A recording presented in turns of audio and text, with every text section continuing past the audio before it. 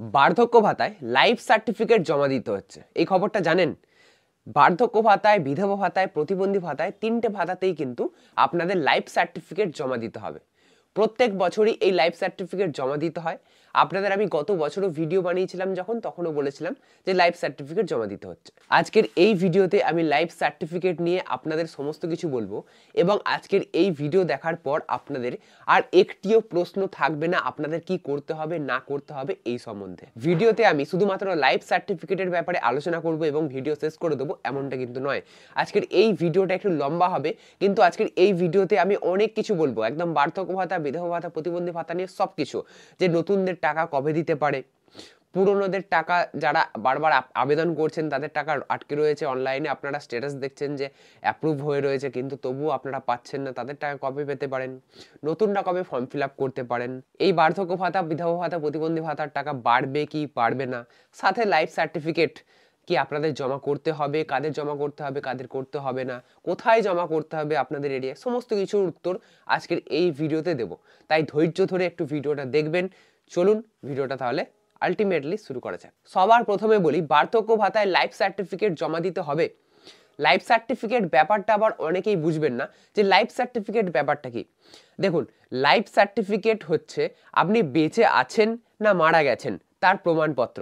তো এটা যে কোনো সরকারি চাকরি যারা করেন তাদেরকে প্রত্যেক বছর কিন্তু এই নভেম্বর মাসেই সেটা দিতে হয় লাইফ সার্টিফিকেট, এবং এর দ্বারা সরকার বুঝতে পারে যে হ্যাঁ আপনি জীবিত রয়েছেন এবং আপনি আগামী 1 বছরের জন্য আবারও আপনি পেনশন বা ভাতা পাওয়ার যোগ্য, এবং আপনাকে আগামী 1 বছরের জন্য আবারও কিন্তু পেনশন বা ভাতা আন্ডারে দেওয়া হবে এবং প্রত্যেক মাসে আপনি পেনশন বা ভাতা পেতে থাকবেন।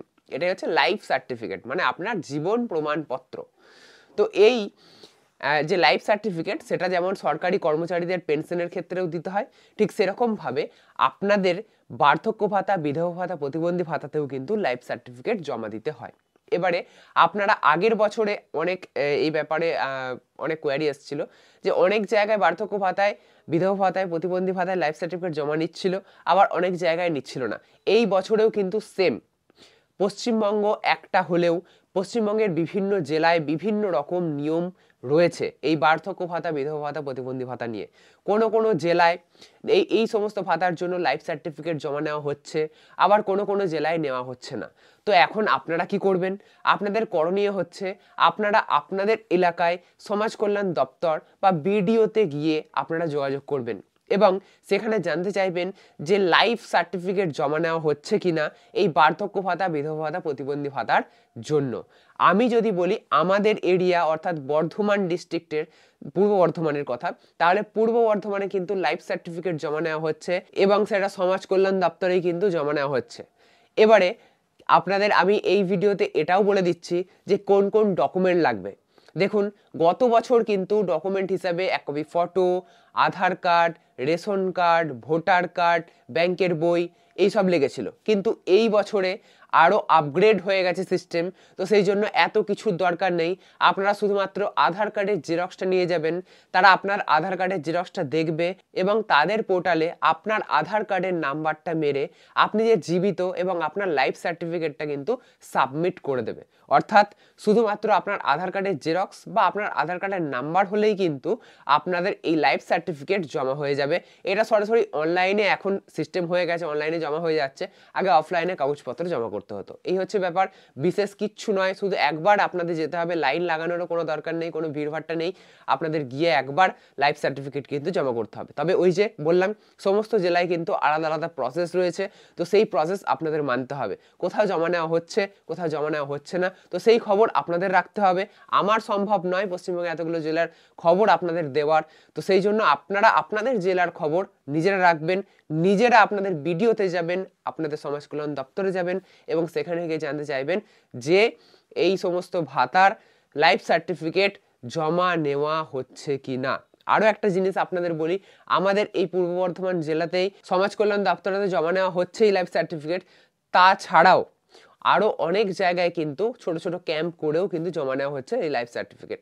তো একজনের মুখ থেকে আরেকজন জানতে পারছে, আরেকজনের মুখ থেকে আরেকজন জানতে পারছে, এভাবে কিন্তু সবাই লাইফ সার্টিফিকেট জমা করছে এই নভেম্বর মাসেই। তো এই নভেম্বর মাসেই আপনারা কিন্তু জমা করতে পারবেন। হার্ডলি ডিসেম্বরের ফার্স্ট উইক পর্যন্ত হয়তো আপনারা এই লাইফ সার্টিফিকেট জমা করতে পারবেন এই বার্ধক্য ভাতা, বিধবা ভাতা, প্রতিবন্ধী ভাতার ক্ষেত্রে। তো সেই জন্য আপনারা লাইফ সার্টিফিকেট জমা করতে কিন্তু ভুলবেন না। বেশ, এবারে এই ভিডিওতে আমি আরও অনেক কিছু বলবো বলেছি বার্ধক্য ভাতা, বিধবা ভাতা, প্রতিবন্ধী ভাতা নিয়ে। তো সেগুলোও আস্তে আস্তে ডিসকাস করা যাক। দেখুন, বার্ধক্য ভাতা, বিধবা ভাতা, প্রতিবন্ধী ভাতার টাকা বহুদিন ধরে আটকে রয়েছে, ছাড়া কিন্তু হয়নি। তো সেই টাকাটা ভোটের আগে কিন্তু ছাড়ার একটা বিরাট সম্ভাবনা রয়েছে, কারণ সামনেই 2026 ইলেকশন, এবং তার আগে লক্ষ্মীর ভাণ্ডার এবং বার্ধক্য ভাতা, বিধবা ভাতা, প্রতিবন্ধী ভাতার নতুন আবেদনকারীদের নতুনভাবে লিস্টে ঢোকানোর কিন্তু একটা বড় সড়ো জায়গা রয়েছে এবং হওয়ার সম্ভাবনা কিন্তু প্রবল। ঠিক আছে, এবারে বলি নতুন কিভাবে আপনারা আবেদন করবেন। নতুন আবেদন করার জন্য আপনারা দুয়ারে সরকার ক্যাম্পেই আবেদন করতে পারবেন। তো সেই দুয়ারে সরকার ক্যাম্প ডিসেম্বর মাস থেকে আবারও বসতে চলেছে। তো আপনাদের এরিয়ায় যেমন দুয়ারে সরকার ক্যাম্প বসে, সেরকমভাবেই দুয়ারে সরকার ক্যাম্প বসবে এবং ডিসেম্বর মাস থেকে আপনারা আবার নতুন করে ফর্ম ফিল আপ করে জমা দিতে পারবেন। পুরনো যারা ফর্ম ফিল আপ করে জমা দিয়ে রেখেছেন এতদিন পর্যন্ত, আপনারা অনলাইনে স্ট্যাটাস দেখছেন যে সব কিছু হয়ে রয়েছে, তবুও আপনারা টাকা পাচ্ছেন না, তো তাদের ক্ষেত্রে একটু আগেই বললাম যে যখনই সরকার থেকে টাকা ছাড়বে তখনই আপনাদের অ্যাকাউন্টে পৌঁছে যাবে। টাকা ছাড়ার সম্ভাবনা 2026 ইলেকশনের আগে কিন্তু প্রবল। এবারে বলি টাকা বাড়ার কি কোনো সম্ভাবনা রয়েছে? হ্যাঁ, অনেক নিউজ সূত্র মতে টাকা বাড়ার একটা সম্ভাবনা রয়েছে। বার্ধক্য ভাতা আমরা কয়েকদিন আগেও দেখেছিলাম যে কেন্দ্র থেকে চাপ এসছে, বার্ধক্য ভাতা 1800 টাকা করার জন্য একটা আমি আপনাদের ভিডিও বানিয়ে দিয়েছিলাম তখন। তো সেই সমস্ত ব্যাপারগুলো দেখে এবং সামনে ইলেকশন রয়েছে, সেই সমস্ত সব কিছু ব্যাপার দেখে লক্ষ্মীর ভাণ্ডার বাড়ার তো একটা প্রবল সম্ভাবনা রয়েছেই, কিন্তু বার্ধক্য ভাতা, বিধবা ভাতা, প্রতিবন্ধী ভাতা বাড়ারও একটা সম্ভাবনা থেকে যাচ্ছে।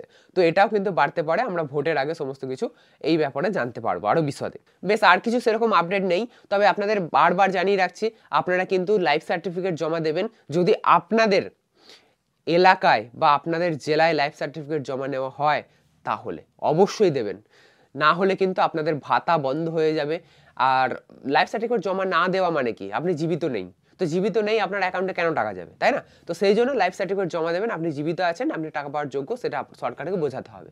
ঠিক আছে, তো যাই হোক, লাইফ সার্টিফিকেট জমা দেবেন, এটাই আজকের ভিডিওর মূল টপিক ছিল। যদি আজকের এই ভিডিওটা আপনাদের ভালো লেগে থাকে তাহলে অবশ্যই লাইক করবেন।